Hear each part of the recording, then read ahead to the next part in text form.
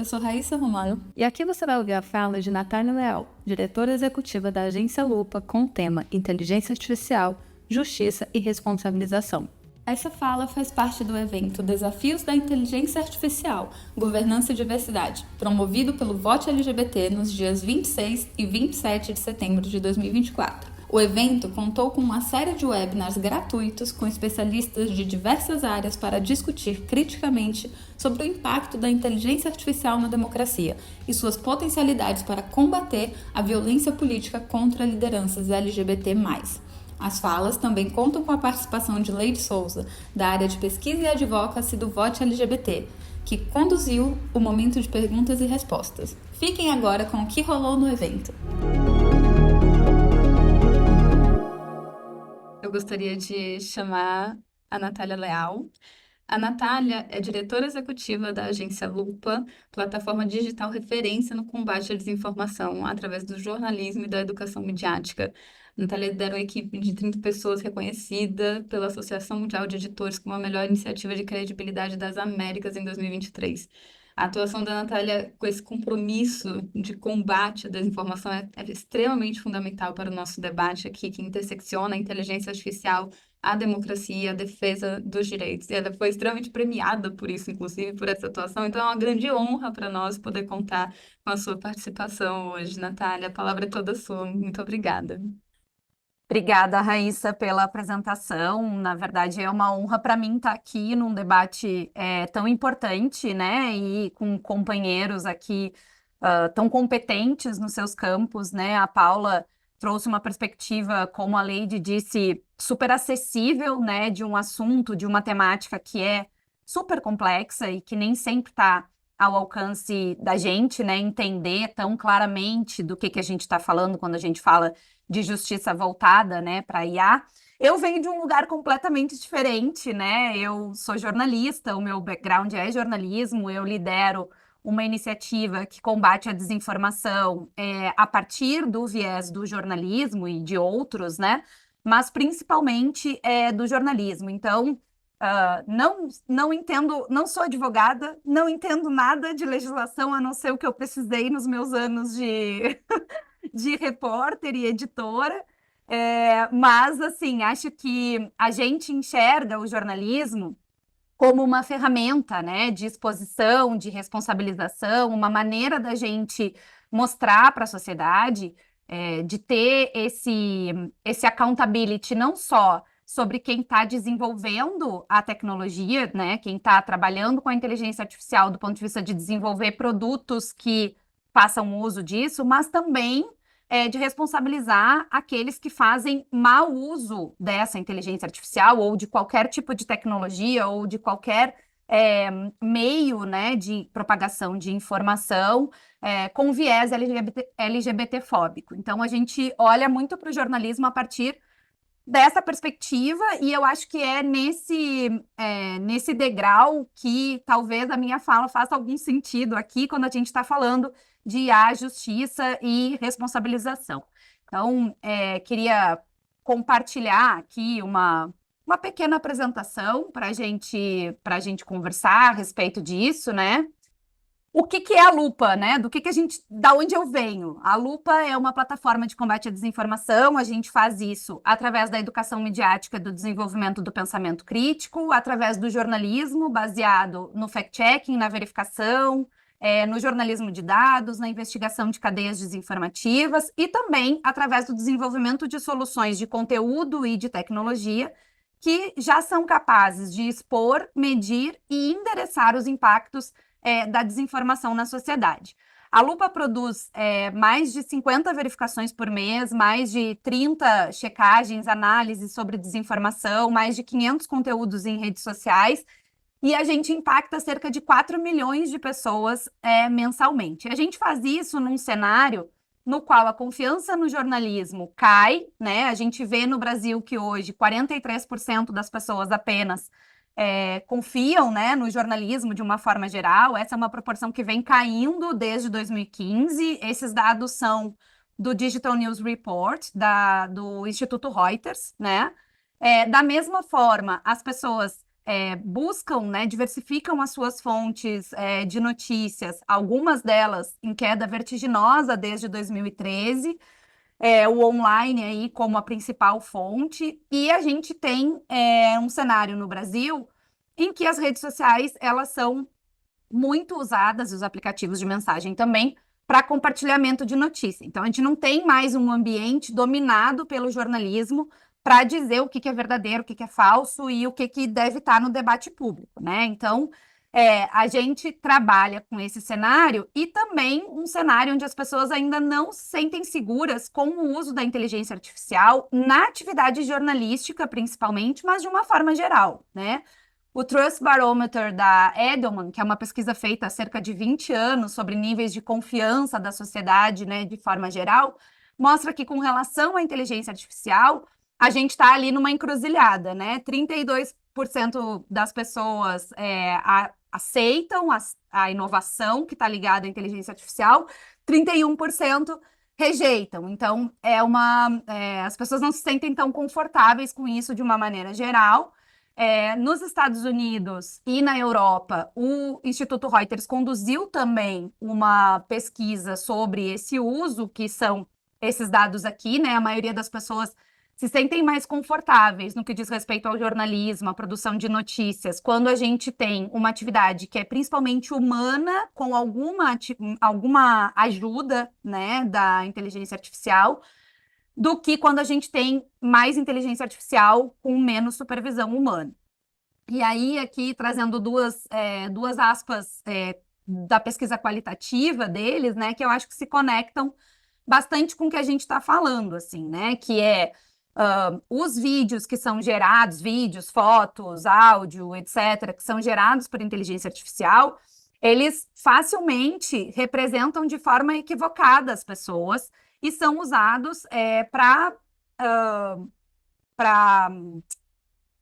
enganar as pessoas e também para tornar pessoas alvos, né, globalmente. Então, e além disso, as pessoas têm uma percepção de que os chatbots, por exemplo, que é uma tecnologia onde se usa muito inteligência artificial no jornalismo, não deveriam ser usados para notícias importantes, porque o potencial de se produzir desinformação a partir da inteligência artificial, do uso da inteligência artificial, é muito grande, né?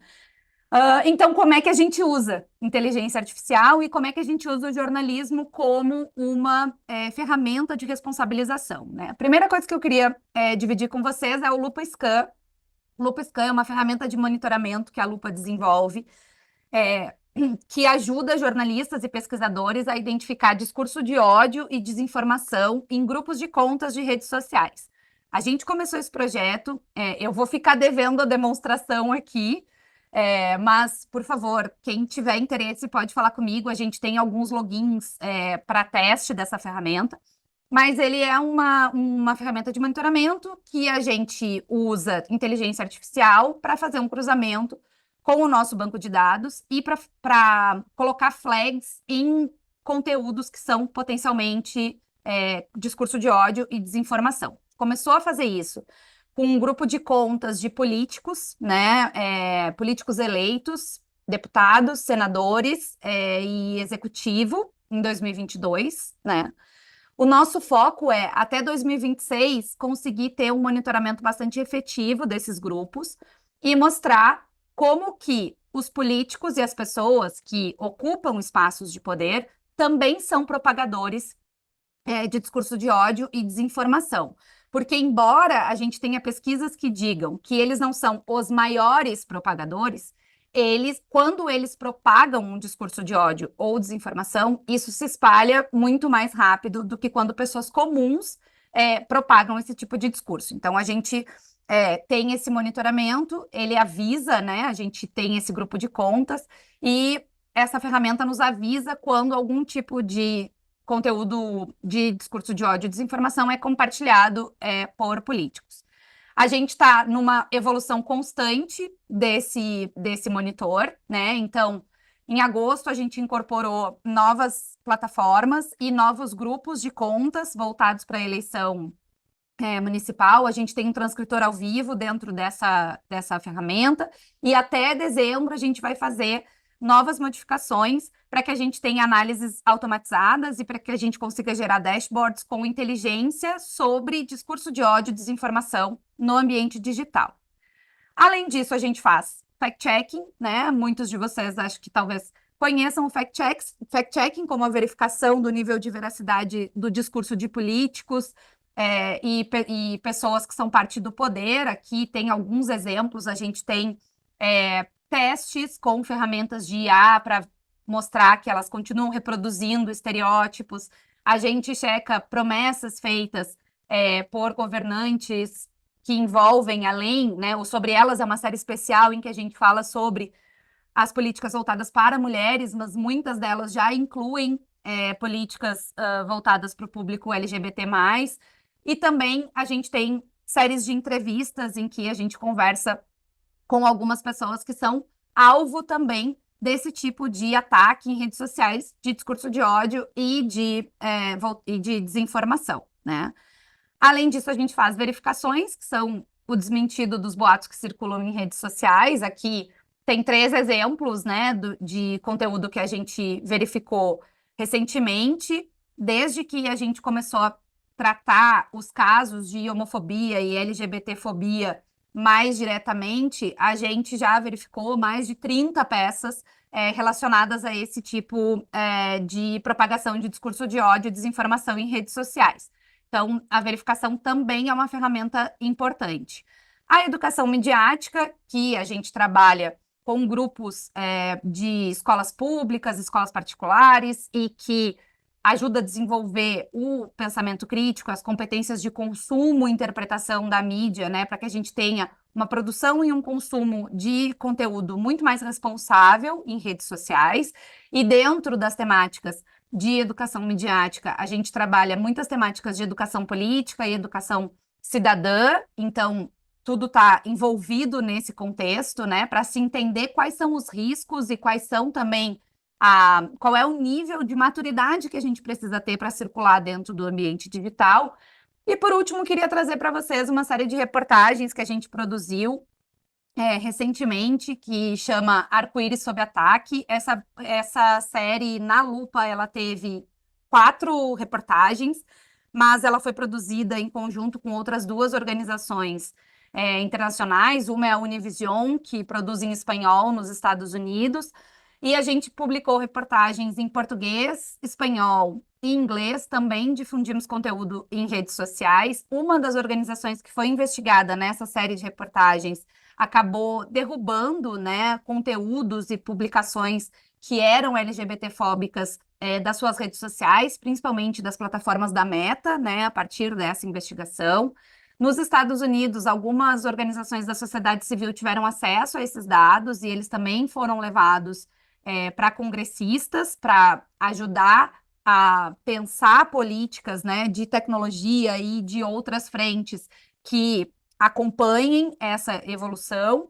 E a gente também tem, com base nessa série de reportagens, 2 bases de dados sobre a legislação anti-LGBT+, em português e em espanhol, e a gente segue atualizando essas informações, né? A gente descobriu, por exemplo, que é essa segunda matéria que está aqui, que muitos projetos de lei que a gente entende, né, como anti-LGBT+, eles são parte de uma estratégia da direita, que é uma estratégia de copia e cola. Então, alguém produz e espalha isso para que seja protocolado, para que seja, né, levado à análise por um vereador em várias cidades de vários estados, para que a gente tenha uma grande quantidade de projetos com essa frente e que pareça que isso é um desejo da sociedade, né? E muitos desses projetos levam em conta essas fakes que a gente fala aqui, né? Que são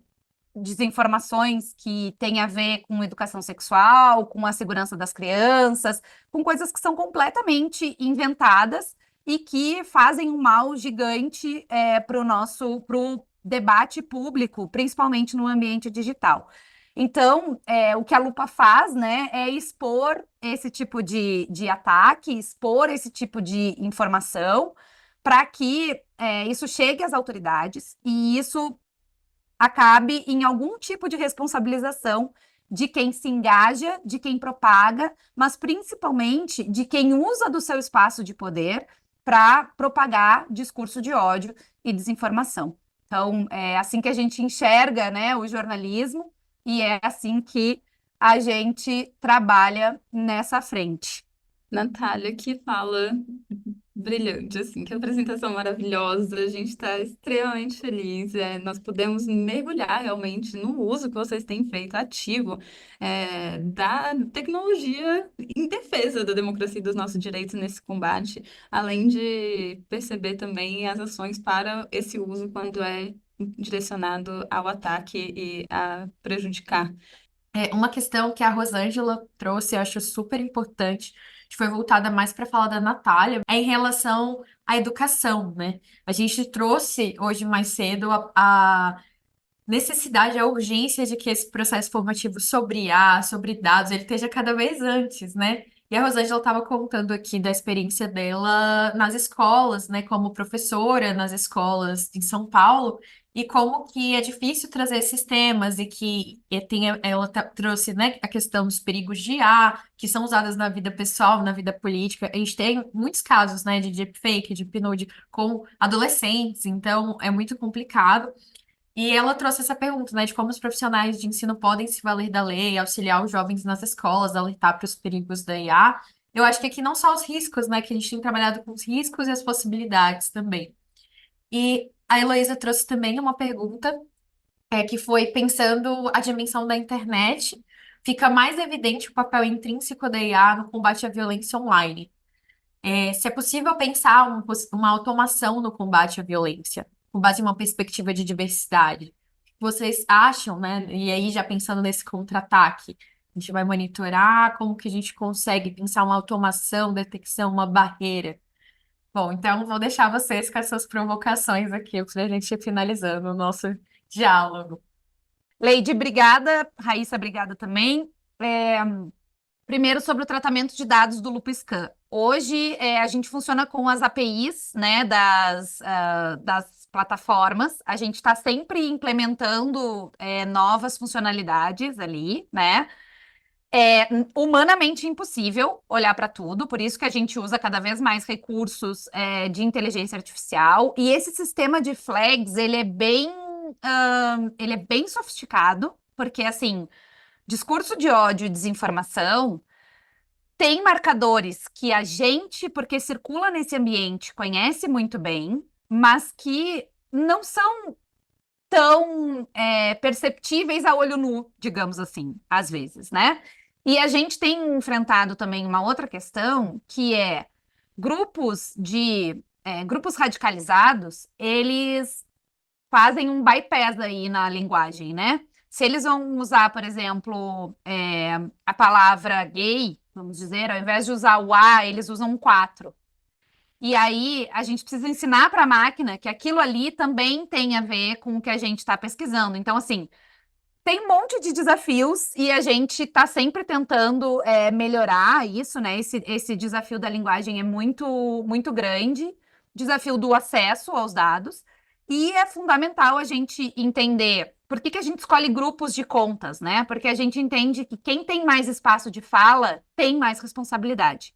É claro que a gente tem grupos e a gente olha para esses grupos estruturados que disseminam desinformação, mas é inaceitável um político usar do seu espaço de fala para propagar discurso de ódio e desinformação. Então, por isso a gente faz essa opção dentro da tecnologia do LupScan de olhar para isso.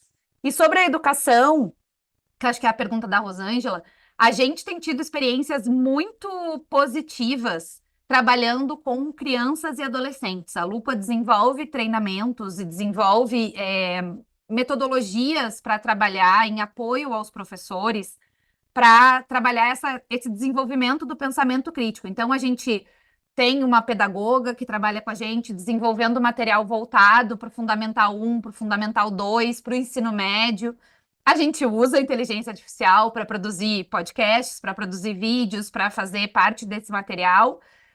Mas, assim, o nosso objetivo principal é dar um conteúdo de qualidade para que quem está no chão da sala de aula tenha condições de ajudar essas crianças a se desenvolverem, a se sentirem mais seguras e a serem também mais responsáveis no ambiente digital, né? Acho que essa questão da violência real que o professor Diogo traz, que ela pode ser online ou ela pode ser física, né? Mas ela é sempre real, é muito importante. Acho que a gente cresceu aí com a Taylor Swift dizendo que haters gonna hate, né? E não é assim mais que a banda toca, né? A gente não pode ignorar mais esse tipo de coisa. E quem tá, os nativos digitais, eles estão muito acostumados com isso. Não pode ser assim. Então, acho que a gente tem uma responsabilidade aí de fazer esse alerta, de ser os tios chatos do rolê.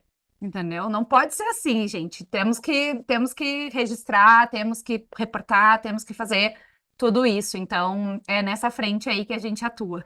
Natália, eu vou te passar essa última pergunta, né, de Gui, que é nossa diretora executiva, e que coordena junto com o Abro Pereira, o VOT.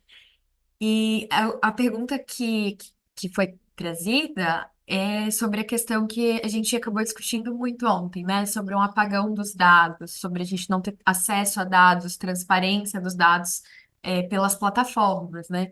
E aí a gente trouxe até um histórico de que antes a gente tinha acesso aos dados pelo Twitter, os dados abertos, e aí depois isso foi fechado, que agora as outras plataformas que com a Meta tem sido difícil também de ter acesso a esses dados, até para as nossas próprias pesquisas. Ontem a Fernanda Martins do Internet Lab trouxe até que eles têm que passar por um procedimento muito burocrático para conseguir os dados para a pesquisa, explicar tudo da pesquisa que está acontecendo para conseguir algum dado ainda de certas plataformas, né, de Instagram, TikTok, dentre outras. E aí era um pouco perguntar, assim, como é que está sendo no LopScan. A pergunta que ele trouxe era isso, se conseguiu alguma exceção para fazer esse trabalho? São outras plataformas? Como é que está funcionando em relação ao uso dessas APIs, nas plataformas para fazer pesquisa? Não contem para ninguém. A gente tem uma licença especial, né? Porque a gente trabalha com essas plataformas com algumas a gente tem contratos, assim, né? De fornecimento de conteúdo. Nós somos fornecedores deles, especialmente a Meta. O YouTube não é uma plataforma que dificulta muito o acesso aos dados. A maior dificuldade realmente é o X e os aplicativos que são criptografados, né? WhatsApp e Telegram.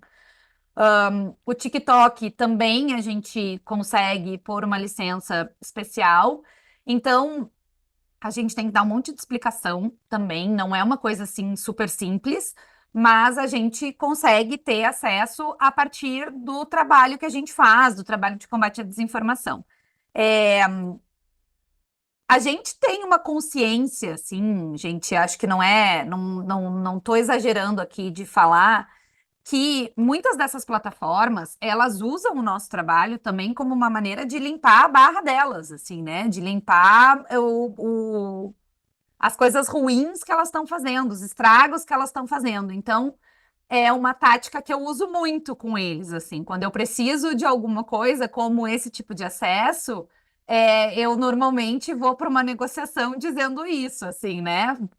Prensando eles na parede, dizendo, olha só, né? Aqui me ajuda a te ajudar, né? Basicamente isso.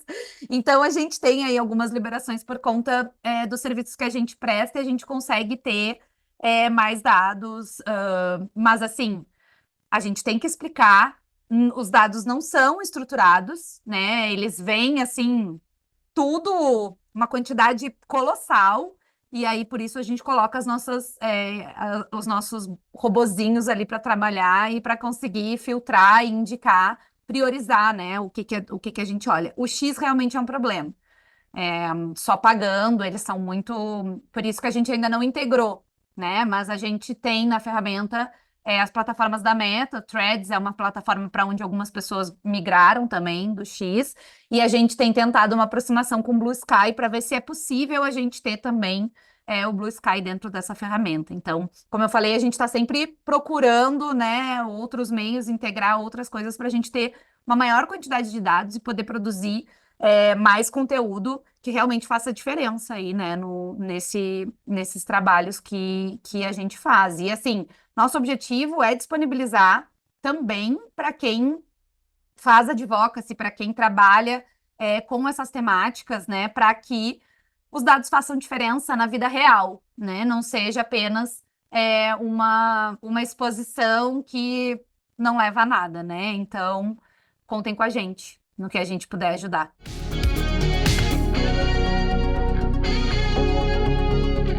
Espero que vocês tenham gostado da fala. Lembrando que você pode conferir os outros recortes do evento direto no nosso perfil aqui na plataforma. Até a próxima e obrigada!